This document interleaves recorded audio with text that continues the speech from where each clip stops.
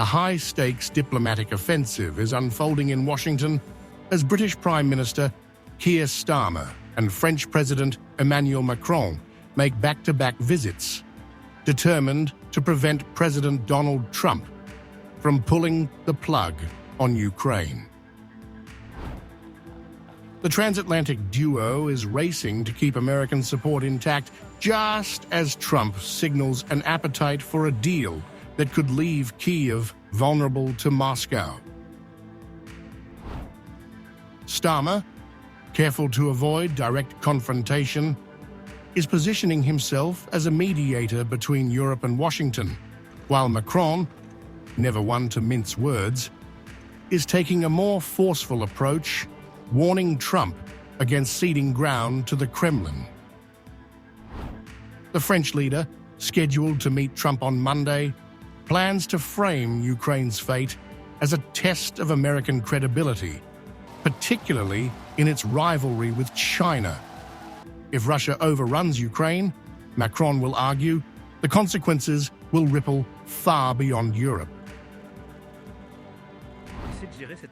I'm trying to manage this uncertainty for us by keeping all Europeans and allies united, but also by trying to convince him that his interests are in fact the same as ours, whatever he thinks. So what I'm going to do, what I'm going to tell him, is that you can't be weak in front of President Putin. It's not you, it's not your trademark, it's not in your interest. How can you be credible in front of China if you're weak in front of Putin? If you let Russia take over Ukraine, it will be unstoppable for Europeans, for everyone. The urgency of the visits is underscored by Trump's recent remarks, dismissing Ukraine's President Volodymyr Zelensky as a dictator and suggesting Kyiv bore responsibility for the war. While Starmer has avoided publicly rebuking Trump, he has privately reaffirmed the UK's unwavering support for Ukraine. On Saturday, he reassured Zelensky of Britain's ironclad commitment, vowing to emphasize Ukraine's sovereignty when he meets Trump later this week. Macron and Starmer are expected to push for a European-led reassurance force to fortify Ukraine against future Russian aggression.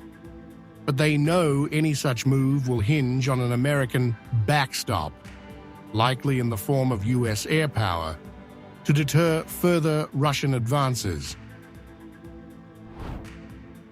Trump, a longtime NATO skeptic, has repeatedly criticized European nations for not pulling their weight in defense spending.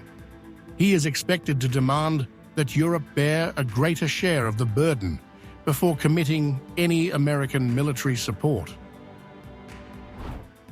Monday marks the third anniversary of Russia's full-scale invasion of Ukraine, and Europe is bracing for the possibility that Trump could push for a settlement favoring Moscow.